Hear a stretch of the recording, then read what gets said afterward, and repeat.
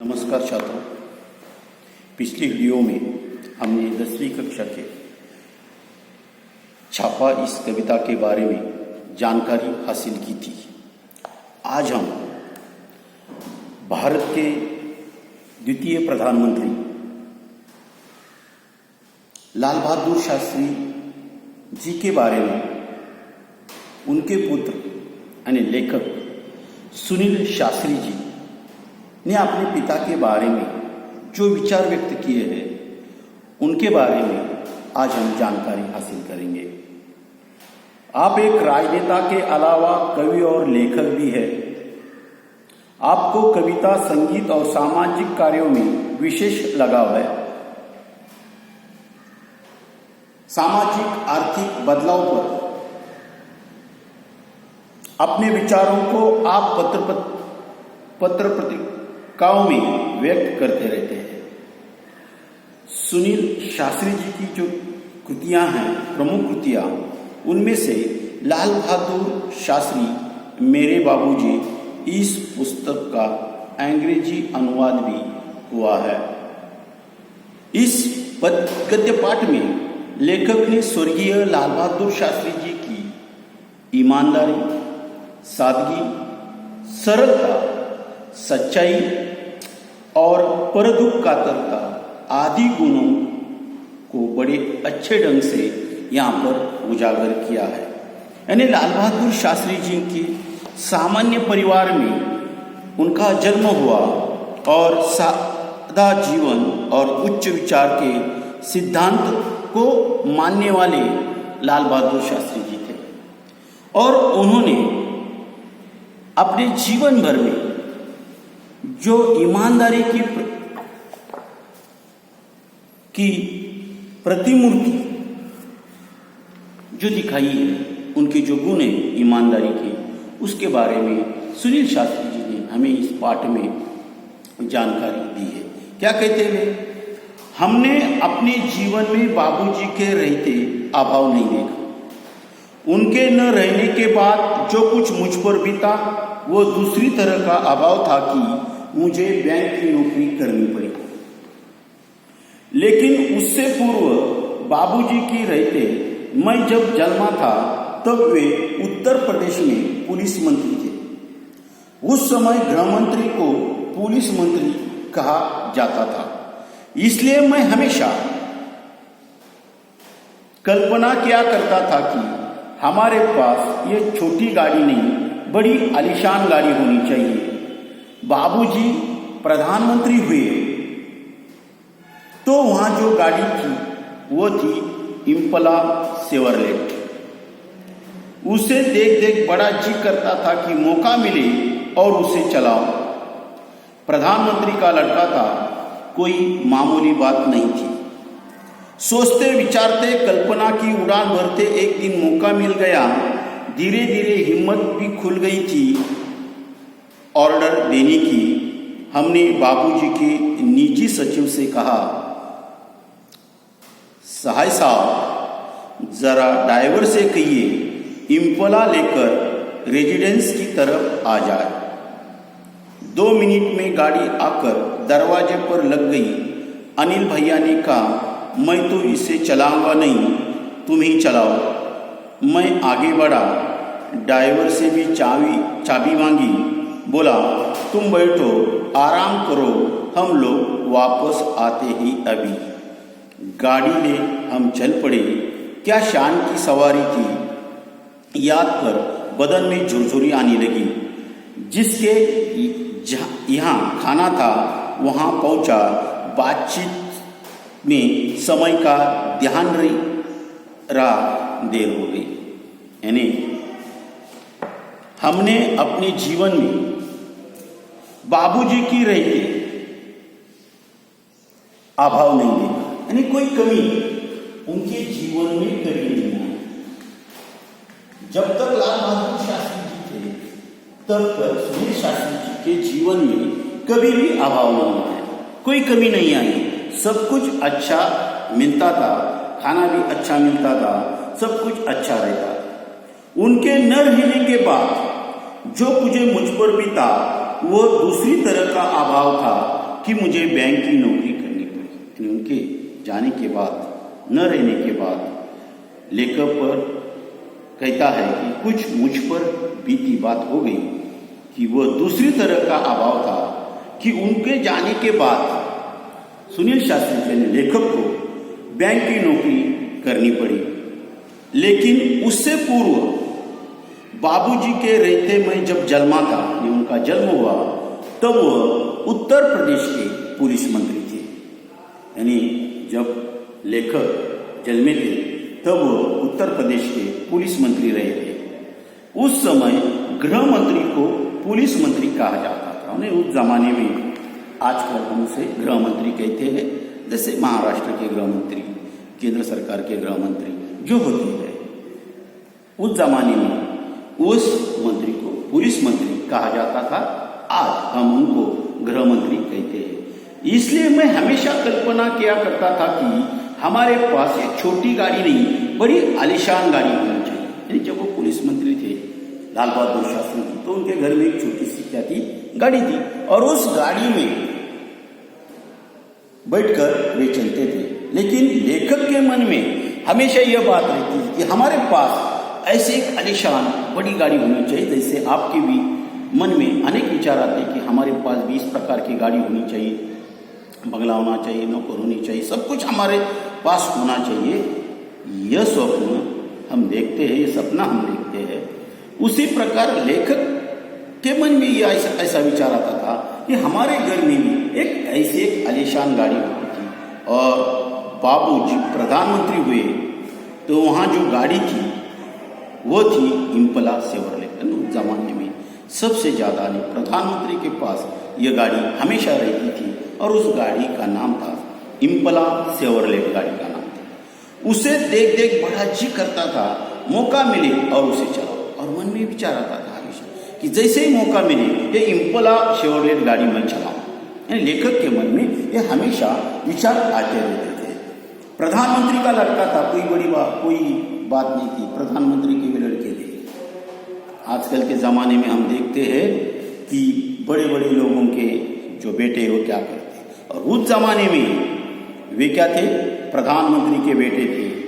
कोई मामूली बात नहीं थी, बड़ी बात थी। सोचते विचारते कल्पना की उड़ान भरते एक दिन मौका मिल गया। और हमेशा विचार करती थी कि मुझे इम्पला सेवरलेट गाड़ी चलानी है, और कब मौका मिलेगा। हमेशा विचार करते, सोचते, कल्पना की उड़ान में चले जाते थे। आप भी जिस प्रकार सपने देखते हैं, जब सुबह उठते तो आपको पता चलता है कि आपकी कल्पना की उड़ान कहाँ है। लेकिन यहाँ पर जो है वो कल्पना की उड़ान भरते एक दिन उनको मौका मिला। धीरे धीरे हिम्मत बढ़ी, खुल गई थी ऑर्डर देने की। हमने बाबूजी के निजी सचिव से कहा, साई साहब जरा ड्राइवर से कहिए इम्पला लेकर रेजिडेंस की तरफ आ जाए। यानी उस वक्त जो प्रधानमंत्री लाल बहादुर शास्त्री जी के जो सचिव थे, उस सचिव का नाम था साई साहब। उन्होंने साई साहब से कहा कि ड्राइवर से कहिए कि जरा गाड़ी लेकर वहां पर पहुंच जाए। ऑर्डर देने की हिम्मत उन्हें अभी बढ़ गई थी। 2 मिनट गाड़ी आकर दरवाजे पर लग गई। अनिल भैया ने कहा, मैं तो इसे चलाऊंगा नहीं, तुम ही बताओ। यानी उनके छोटे भाई जो अनिल भैया जी ने कहा कि मैं तो इसे नहीं चलाऊंगा, तुम ही चलाओ। मैं आगे बढ़ा, ड्राइवर से चाबी मांगी, बोला तुम बैठो, आराम करो, हम लोग वापस आते थे। गाड़ी ले हम चल पड़े। क्या शान की सवारी थी। उस वक्त में इम्पला सेवरलेट गाड़ी चलाना बहुत बड़ी बात थी। और उन्होंने कहा कि गाड़ी ले हम चल पड़े, क्या शान की सवारी थी। याद करके ही बदन में झुरझुरी आने लगी। झुरझुरी यानी कंपी पैदा हो गई।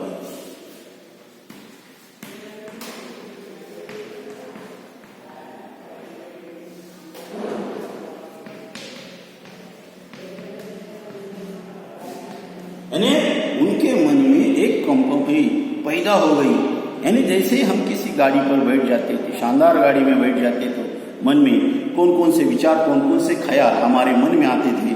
उसी प्रकार जब क्या शान की सवारी थी, याद कर बदन में झुरझुरी आने लगी। जिसके यहाँ खाना था, लेखक वहाँ पहुँचे। बातचीत में समय का ध्यान नहीं रह गया और देरी हो गई।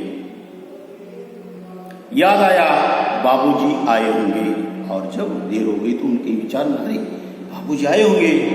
वापस घर आ फाटक से पहले गाड़ी रोक दी, उतरकर गेट तक आया, संतरी को हिदायत दी,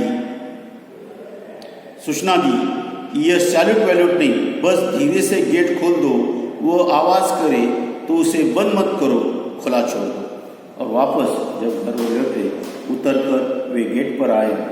संतरी जो वहाँ का नौकर था, उन नौकर को हिदायत दी, सूचना दी, क्या दी कि सैल्यूट वैल्यूट, नमस्कार वगैरह कुछ मत करो, बस धीरे से गेट खोल दो, वो आवाज़ करे तो उसे बंद मत करो, खुला ही छोड़ दो।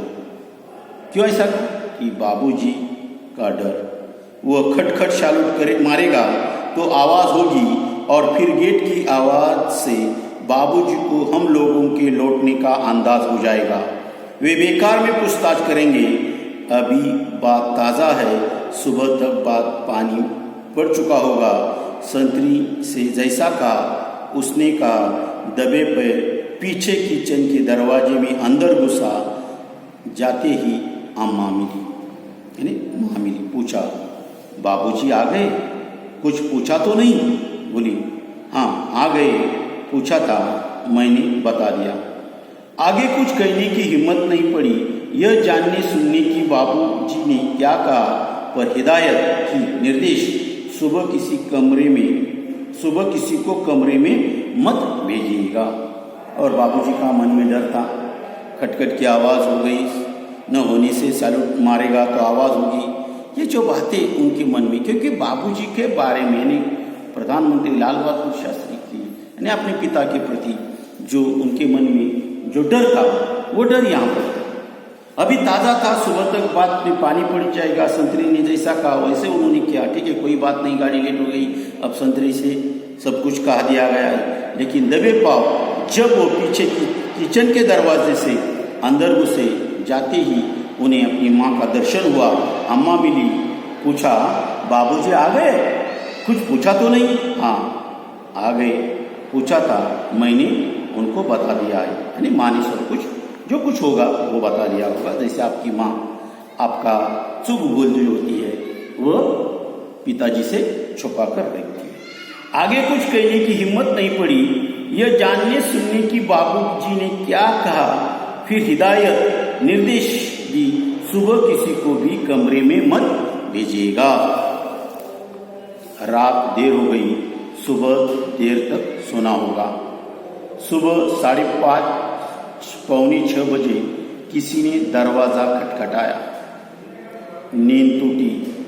मैंने बड़ी तेज आवाज़ में कहा, देर रात को आया हूँ, सोना चाहता हूँ, सोने दो। यह सोचकर कि कोई नौकर चाय लेकर आया होगा जगाने, लेकिन दरवाजे पर दस्तक फिर पड़ी। दरवाज़ा फिर खटखटाया। झुंझलाता, जोर से बिगड़ने के मूड में दरवाजे की तरफ बड़बड़ाता हुआ दरवाज़ा खोला, पाया बाबूजी खड़े हैं। हमें कुछ नहीं सूझा, माफ़ी मांगी। बेध्यानी में यह बात कह गया हूँ। वे बोले, कोई बात नहीं, आओ आओ, हम लोग साथ साथ चाय पीते हैं। और सुबह हुई, दरवाजे पर दस्तक हुई। झुंझलाता, यानी सुबह देर से आया हूँ, सोना चाहता हूँ, सोने दो, इस प्रकार की बात की दरवाजे पर कोई नौकर दस्तक दे रहा है, ऐसे उनके मन में आया होगा। बेध्यानी में यह बात कह गया। बोले, कोई बात नहीं, आओ आओ, हम लोग क्या करेंगे, चाय पियेंगे साथ साथ। लापरवाही से मैं बात कह गया हूँ। हमने कहा, ठीक है, बस जल्दी जल्दी हाथ मुंह धो चाय के लिए टेबल पर जा पहुँचा। लगा उन्हें सारी राम कहानी मालूम है, पर उन्होंने कोई तर्क नहीं किया, न कुछ जाहिर होने दिया। कुछ देर चाय पीते पीते बोले, अम्मा ने कहा, तुम लोग आ गए हो, पर तुम कहते हो रात बड़ी देर से आए, कहाँ चले गए थे? जवाब दिया, हाँ बाबूजी, एक जगह खाने पर चले गए थे। उन्होंने आगे प्रश्न किया, लेकिन खाने पर गए तो कैसे? जब मैं आया तो फिएट गाड़ी गेट पर खड़ी थी। गए कैसे? कहना पड़ा, हम इम्पला शेवरलेट लेकर गए थे। बोले, ओहो, तो आप लोगों को बड़ी गाड़ी चलाने का शौक है। बाबूजी खुद इम्पला का प्रयोग न के बराबर करते थे और वो किसी स्टेट गेस्ट के आने पर ही निकलती थी। उनकी बात सुन मैंने अनिल भैया की तरफ देख आंखों से इशारा किया। मैं समझ गया था कि यह इशारा इजाज़त का है। अब हम अपना आए दिन प्रयोग कर सकेंगे। चाय खत्म कर उन्होंने कहा, सुनील जरा ड्राइवर को बुला दीजिए। मैं ड्राइवर को बुला लाया। उससे उन्होंने पूछा, तुम लॉगबुक रखते हो ना? उसने हाँ में उत्तर दिया। उन्होंने आगे कहा, एंट्री करते हो? कल कितनी गाड़ी किन लोगों ने चलाई? वो बोला, 14 किलोमीटर। उन्होंने हिदायत दी, उसमें लिख दो 14 किलोमीटर निजी उपयोग के लिए। तब भी उनकी बात हमारे समझ में नहीं आई। फिर उन्होंने अम्मा को बुलाने के लिए कहा। अम्मा जी के आने पर बोले, सहाय साहब से कहना 60 पैसे प्रति किलोमीटर के हिसाब से पैसे जमा करवा दे। यानी ये जो खाने के लिए इम्पला शेवरलेट गाड़ी लेकर गए थे यानी शास्त्री जी, यानी यह गाड़ी सिर्फ बाबूजी भी इम्पला गाड़ी प्रयोग न के बराबर करते थे और किसी स्टेट से कोई गेस्ट आई तभी वो गाड़ी निकाली जाती थी। और मेरे बेटे यह गाड़ी लेकर चले गए। यह बात बाबूजी को अच्छी नहीं लगी। उन्होंने ड्राइवर को बोला, तुम लॉगबुक रखते हो? वो रखता हूँ। एंट्री करते हो? करता हूँ। बोलो, गाड़ी कितने किलोमीटर चलाई गई? उन्होंने कहा 14 किलोमीटर। उन्होंने लिख दो 14 किलोमीटर निजी उपयोग के लिए, खुद के उपयोग के लिए इस इम्पला गाड़ी का प्रयोग किया गया है। तब उनकी बात समझ में नहीं आई। फिर उन्होंने अम्मा को बुलाने के लिए कहा। अम्मा जी के आने पर बोले, साई साहब से कहना 60 पैसे प्रति किलोमीटर के हिसाब से पैसे जमा करवा दे। यानी उन्होंने उसी वक्त निजी काम के लिए सरकार की गाड़ी इम्पला शेवरलेट गाड़ी चलाई गई है।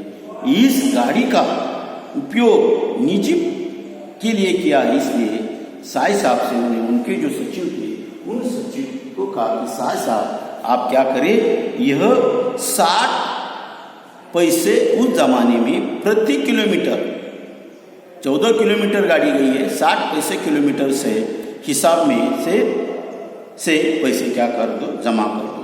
इतना जो उनका कहना था कि हम और अनिल भैया वहाँ रुक नहीं सके।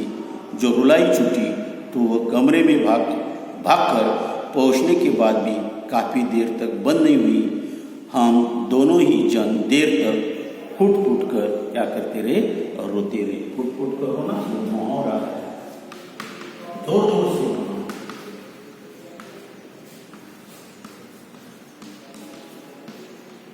यानी यहाँ पर हमें लाल बहादुर शास्त्री के जीवन की एक ईमानदारी की बात हमें यहाँ पर दिखाई देती है कि गाड़ी सरकार की है और सरकार ने निजी उपयोग के लिए यानी सरकार के काम के लिए ही उस गाड़ी का इम्पला शेवरलेट का उपयोग किया करना चाहिए। यह बात यहाँ पर कही गई है। यानी लाल बहादुर शास्त्री जी का जो सादा जीवन और उच्च विचार यहाँ पर हमें दिखाई देता है कि गाड़ी हमारे बेटे ने चलाई, फिर भी उन्होंने इसका सही उपयोग सरकार के लिए ही होना चाहिए। जब कोई स्टेट गेट से जब गाड़ी आती थी, कोई मेहमान आता था, तो उनके साथ ही यह घर से बाहर इम्पला शेवरलेट गाड़ी निकलती थी और मेरे बेटे खाने के लिए यह गाड़ी निकाल रहे हैं, यह बात उनको अच्छी नहीं लगी। उन्होंने 60 पैसे किलोमीटर से निजी पैसे उन्होंने खाते में साय साहब के का और खाते में क्या कर दिए, भेज दिए। यानी सादा जीवन, उच्च विचार, यानी अपने ही। और यह बात उनके बेटों को भी बहुत बुरी लगी और वो वहाँ से जाकर अपने कमरे में फुट कर वहाँ पर रोने लगे। बहुत देर तक वे हमेशा की तरह नहीं, लेकिन रोते रहे और यह बात उनके सुनील शास्त्री के मन और अनिल शास्त्री के मन को भी लगी। हम यहाँ पर रुकते हैं। यह वीडियो आपको कैसा लगा, इसकी जानकारी आप दें और शेयर करें। ये कुछ अगला भाग जो है दूसरे वीडियो में हम क्या करेंगे देखेंगे।